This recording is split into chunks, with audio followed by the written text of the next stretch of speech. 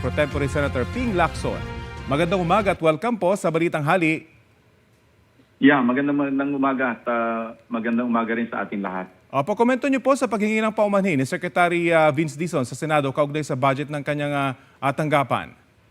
Well, in all his humility, maganda yung merong communication na ganyan kasi talagang alam namin na ang pagkakamali hindi nanggaling sa Senado. So, resolve na yung issue, pag-uusapan na lang yung mga numero, ilan ba yung i-restore at ano yung justification. At yung aming nilagay na safeguards, yung bawal yung pamumulitika, walang guarantee letters at lahat. Sa MAIF yun. Doon sa Farm to Market, sa DPWH, ganun din. Dapat talaga malinaw, may grid coordinates at lahat. Ang isa pang major issue na dapat din namin i-resolve, niraise lang ito ni Senator Kiko Pangilinan bilang chairman ng Committee on Agriculture na member din ng panel. Yung Farm to Market roads, mayroon ding issue kasi napalitan. Yung in-approve namin on third reading para sa farm to market roads, at least 5 billion, sabi niya, ang napalitan at walang description. Hindi namin pwedeng ialaw yun. Kailangan ayusin yun ng ahensya at i-take up sa magkabilang panel. Natukoy ba kung sino po ang nagpalit nito? Yung ahensya. Kasi di ba yung farm to market roads, pinaubayan natin sa Department of Agriculture. Ngayon, nakita lang ni Senator Pangilinan na yung listahan namin as approved doon sa aming third reading na iba. Tapos ang naipalit, nawala na ng proper description. Walang grid coordinates. Yun ang kino-question ngayon. Sana ma-resolve din yun. Otherwise, magigipit sa oras, baka mauwi tayo sa reenacted budget. Opo. May paliwanag na po ba yung ahensya tungkol dito at magiging dahilan ba ito na maantala ulit yung BICAM ngayong araw? Sa ngayon, wala pa. Naghihintay pa rin ng paliwanag si Senator Kiko at saka si Senator Sherwin Gatchalian tungkol dito. Sa akin, ang position ko, and I made it very clear kahapon sa aming majority caucus, ang bottom line, kailangan talaga maayos itong aming budget.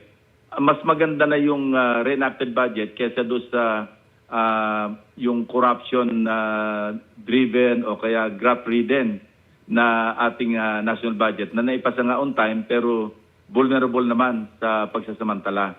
So kung mag-reenact tayo, maski buong buwan ng Enero o at the most, maski buong first quarter, mas gugustuhin pa namin yon. And I think my colleagues share the same sentiment. May posibilidad ho ba na mag-reenact ng budget para sa susunod na taon?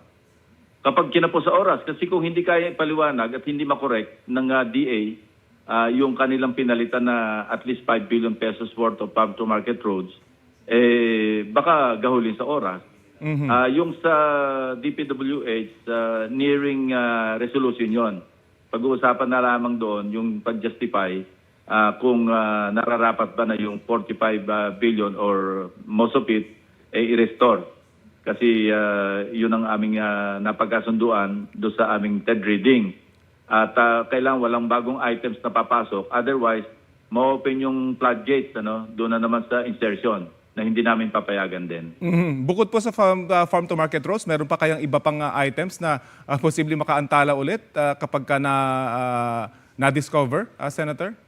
Yung MAIPIP, yun, kailangan ayusin din. Nagbabalangkas kami ng special provision. Ako nga, meron akong amendment doon sa kinraft na special provision ni Senator Gatchalian. Dadagdagan ko yung safeguards, na kailangan na talagang unang-una, nagkasundo-sundo na kami, walang guarantee letter na papasok.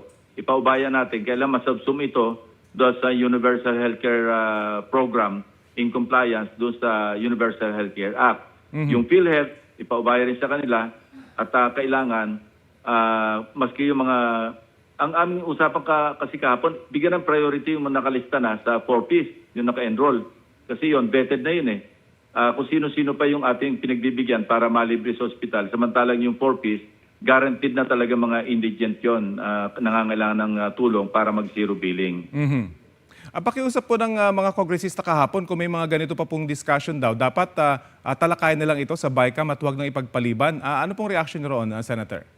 Ganon na nga mangyayari. Magre-resume sila, I think, today. At kung hanggang kailan nila matapos. At ang kailangan maiwasan din yung nagsususpend tapos nag-huddle. So hindi na yung transparent. ang maganda talaga, maski mag-suspend, at least yung pinag-usapan nila behind the camera or cameras, i-divulge din nila. Ito yung napag-usapan namin during suspension, pero ginagawa namin on record at naka-live stream yung aming pinag-usapan kanina para mas maliwanag. Kasi ito rin isang puna ng mga kababayan natin eh. Oo nga, live stream, pero pag nag-suspend, hindi naman naririnig na yung pinag-uusapan. Ano ba yung pinag-uusapan nila? Yun na nga po, kapag nakasuspend, so ang recommendation po ay wag nang mag-suspend as much as possible at pag-usapan in open lahat ng kailangang i-discuss sa BICAM. Pwede mag-suspend, hindi may iwasan yun eh. Kasi pagka masyadong contentious, alam mo, may tendency pagka nasa harap ng camera, medyo humahaba yung diskusyon. Samantalang pwedeng i-resolve yan behind the camera, so to speak, or hindi sa harap ng camera para maiwasan yung, hindi rin natin maiwasan, mayroong mga grandstanding din eh. Pero kapag nag-suspend at yung napag-usapan during suspension sa huddle, i-divulge nila pag nag-resume na yung session ng bicameral conference. Okay. Overall po, satisfied na po ba kayo sa mga safeguards para sa 2026 budget? Ako, at the end of the day, natutuwa ako dahil I'm no longer in my lonesome and lonely crusade under the 20th Congress at saka under the leadership of Senate President Soto. Kasi yung mga nakaraang kongreso, ang feeling ko talaga nag-iisa ako doon sa pagre-reforma ng national budget. Pero ngayon, naiba yung landscape at nagpapasalamat ako. Ang laki ng utang na loob ko rin kay Senator Sherwin at saka yung mga kasama namin sa 20th Congress, at least sa Senado, talagang pinaglalaban nila na ma-reforma natin itong national budget. It's about time kasi ito na yung opportune time eh. Wala na ibang panahon na kung saan namulat yung mga kababayan natin, naglabas ng galit at lahat. Wag na natin palampasin yon. Opportunity na ito, wag na nating i-miss o i-lose yung opportunity na ito. Yung posibilidad po ng reenacted budget, ang sabi kasi ni Senator Sherwin Gatchalian kahapon, target pa rin nilang matapos yung BICAM meeting by Wednesday. At kung hindi naman, ay kahit daw weekend ulit, magtatrabaho ulit sila para by December 22 ay maratify na ng dalawang kapulungan itong budget. Yun din ang kanyang sentimento. Maliwanag yun kahapon. Kaya lang, nalulungkot siya dahil may mga bagong issues na lumabas. For resolution na yung sa DPWH, mariresolve na rin yan namin yung sa MAIPIP. Tapos yung sa farm to market roads na lang ang naiiwanan na hindi pa nakaklarify. Okay. Ngayon, kung maklarify nila yon at makorek nila na lahat may grid coordinates at saka identified ng ahensya. Kasi kung hindi alam na ahensya, tinatanong ni na Senator Kiko yung ahensya, mukhang hindi nila alam. So saan nanggaling yung mga bagong items? Kalokohan na naman yan. Okay. Parang umiiwas sa flood control, meron na namang ibang na-circumvent na naman, iba namang items o ibang proyekto naman yung pwedeng pagkakitaan. Okay, well, abangan po natin yung tugon dito ng ahensya. Maraming salamat po sa oras na binahagi niyo po sa Balitang Hali. Maraming salamat. Si Senator Ping Lacson.